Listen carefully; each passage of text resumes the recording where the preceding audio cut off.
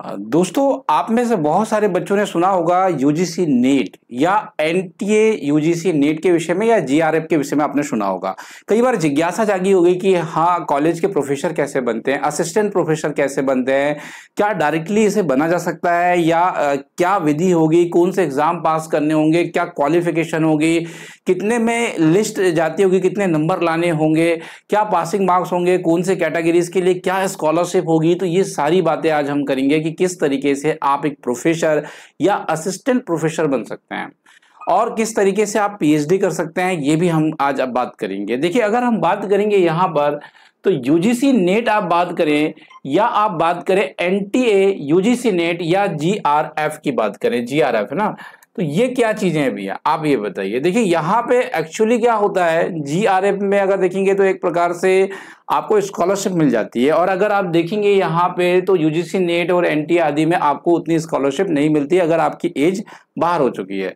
सबसे पहले बहुत सारे बच्चों के मन पे ये सवाल होता है कि हमारी आयु क्या होनी चाहिए एग्जाम को पास करने के लिए। देखिए, क्या होता है, एज लिमिट में अगर हम देखेंगे तो कोई भी एज लिमिट नहीं है। अगर आपको स्कॉलरशिप नहीं चाहिए तो भैया किसी भी उम्र के हो आप भर सकते हैं, चाहे आप 60 साल के हो गए तब भी आप यूजीसी नेट क्रैक करना चाहते हैं तो आप कर सकते हैं, कोई दिक्कत का विषय नहीं है। 21 साल से आप बड़े होना चाहिए और आपकी एज कुछ भी नहीं होनी चाहिए, जो एज चाहे वो भर दीजिए। अब मान लेते हैं आपको मोटी स्कॉलरशिप चाहिए तो भैया जीआरएफ में क्या होता है, आपका यहाँ पे आपको एज जो होती है जनरल वाले के लिए 30 साल की एज होती है, और अगर अदर कैटेगरी के बारे में बात करेंगे तो 35 साल की एज होती है। सॉरी, 35 साल यहाँ पे अदर कैटेगरीज के लिए होती है, जैसे कि एसटी, एससी, ओबीसी, इनको 5 साल का रिलैक्सेशन मिल जाता है। कई केसेस में थोड़ा सा कम भी मिलता है, ध्यान रखिएगा। तो 30 से 35 साल आप मानकर चलिए, जनरल कैटेगरी के लिए 30 साल होनी चाहिए जीआरएफ के लिए अगर आपको स्कॉलरशिप चाहिए तो।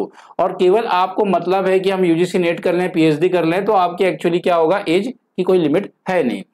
अब आपके पास क्या योग्यता होना चाहिए कि आप इस एग्जाम में बैठ पाए, इस एग्जाम को कर पाए। तो देखिए, योग्यताएं होनी चाहिए आपके पास मास्टर डिग्री की। क्या होना चाहिए, मास्टर डिग्री की योग्यता होनी चाहिए।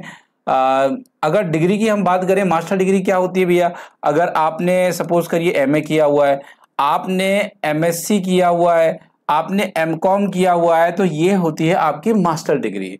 ठीक है, जो आप कॉलेज में 5वें साल तक पढ़ते हैं तो मास्टर डिग्री आपको मिलती है। तो ये मास्टर डिग्री में जनरल कैटेगरी की हो तो भैया 55% आपके पास होना चाहिए, 55% होना चाहिए। अदर कैटेगरी के लिए रिलैक्सेशन मिल जाता है 5% तक का, ध्यान रखिएगा।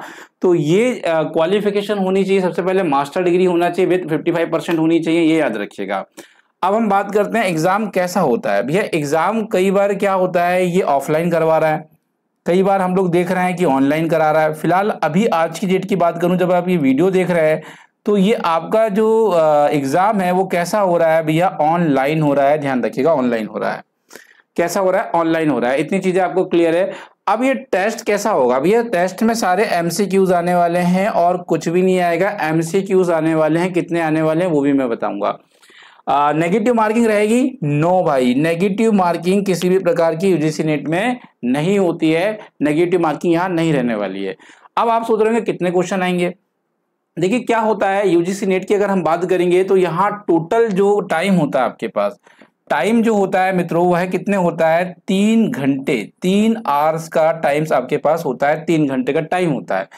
3 घंटे में आपको जो एमसीक्यूज सॉल्व करने पड़ते हैं वो करने पड़ते हैं 150 एमसीक्यूज। कितने एमसीक्यूज करने पड़ते हैं, 150 एमसीक्यूज सॉल्व करने पड़ते हैं। ये 2 भाग में डिवाइडेड होते हैं। ठीक है, 2 भाग में डिवाइडेड होते हैं। एक का नाम है भैया पेपर 1। पेपर 1 में क्या होता है, आपके 50 क्वेश्चंस होते हैं, 50 क्वेश्चंस होते हैं पेपर 1 में। और ये जो 50 क्वेश्चंस होते हैं पेपर 1 में, इसमें आपका जैसे कि रीजनिंग आती है, मैथमेटिक्स आता है, टीचिंग एप्टीट्यूड्स आता है। तो इस तरह से मिला जुला कर, जैसे कि आपको बच्चों को किस तरीके से पढ़ाना है उसकी पैडागोजी आप कह सकते हैं, और रीजनिंग, मैथमेटिक्स, न्यूमेरिकल क्वेश्चंस है ना, तो इस तरीके से क्वेश्चन आते हैं आपको 50 नंबर के। अब पेपर 2 आपका होगा, ठीक है, क्या होगा, पेपर 2 आपका होगा, और पेपर 2 होगा 100 नंबर का। कितने नंबर का होगा, 100 नंबर का होगा। जो आपका जो भी सब्जेक्ट होगा ना उसके क्वेश्चन यहाँ पर पूछे जाएंगे। हर एक क्वेश्चन के लिए 2 मार्क्स दिए जाएंगे। कितने मार्क्स दिए जाएंगे? यहां पर हर एक क्वेश्चन के लिए 2 मार्क्स दिए जाएंगे। 150 क्वेश्चन और 300 नंबर का पेपर होगा।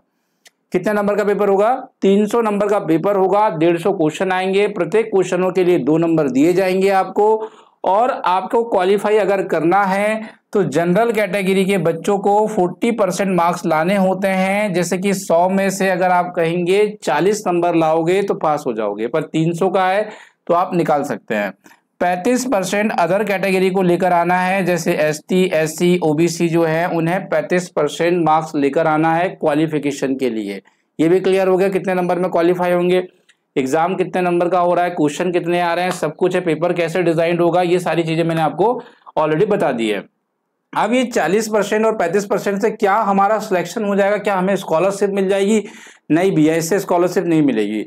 स्कॉलरशिप मिलने के लिए कम से कम 70% के आसपास आपके आना चाहिए, ध्यान रखिएगा। और अगर अदर कैटेगरीज है तो कम से कम 67% के आसपास, या कह सकते हैं 65% के आसपास आपको आकर दिखाना पड़ेगा, तभी आपको भैया ये स्कॉलरशिप मिलेगी। 36, 38, 38,000, 40,000 जो भी मिलती है इसी के आसपास मिलती है। पूरे 5 सालों तक ये स्कॉलरशिप मिलते रहेगी, अगर उसके लिए एज क्राइटेरिया रहेगा और आपको थोड़ा सा क्या रैंक में आना पड़ेगा।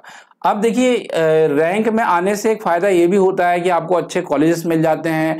आप पीएचडी करना चाहते हैं तो उसमें भी आपको बेनिफिट्स मिलता है। और अगर आप यहाँ कहीं ना कहीं प्रोफेसर या असिस्टेंट प्रोफेसर बनना चाहते हैं तो उसमें भी आपको बेनिफिट्स यहाँ पे देखने को मिलता है। तो ये तो क्लियर हो गया कि यूजीसी नेट पास करके या जीआरएफ पास करके आप असिस्टेंट प्रोफेसर बन सकते हैं, प्रोफेसर बन सकते हैं, कॉलेज में आप पढ़ाने की एक पात्रता या एक योग्यता ले सकते हैं। अब बहुत सारे बच्चों के मन में एक सवाल उठता है कि सर ये परीक्षा हम कितने बार दे सकते हैं? देखिए, इसकी कोई लिमिट नहीं है, आप चाहे जितने बार दे सकते हैं, कोई लिमिटेशन इसमें आपको देखने को मिलती नहीं है। आप यूजीसी नेट का एग्जाम जो है वो चाहे जितने बार दे दीजिए, पर जीआरएफ में शायद कोई लिमिटेशन हो सकती है, बट यूजीसी नेट में कोई लिमिटेशन है नहीं। आप चाहे जितने बार पेपर दे दीजिए, इसमें कोई लिमिट है नहीं। अभी भी आपके मन में यूजीसी नेट को लेकर कोई सवाल उठ रहा हो तो डेफिनेटली आप मेरे साथ डिस्कस कर सकते हैं। उन सवालों को आप मेरे साथ डिस्कस कर सकते हैं, और डिस्कस करने के बाद आप यहाँ पर मेरे साथ कोई भी सवाल हो आपके मन पे, जहन पे उठ रहा हो, तो डेफिनेटली मुझसे आस्क कर सकते हैं यूजीसी नेट को लेकर। तो आपको क्लियर हो गया होगा कि यूजीसी नेट क्या है और इसमें क्या क्या चीजें होती है और किस तरीके से एग्जाम पास करके आप एक प्रोफेसर बन सकते हैं। तो जुड़ने के लिए बहुत बहुत धन्यवाद आप लोगों का। Thank you so much everyone to watching this video. और आप लोगों से कहूंगा कि अगर कोई भी आपकी क्यूरी हो, कोई भी सवाल हो, तो कमेंट बॉक्स में जरूर ड्रॉप करें। फिलहाल आज के लिए इतना ही। जुड़ने के लिए धन्यवाद। Thank you so much.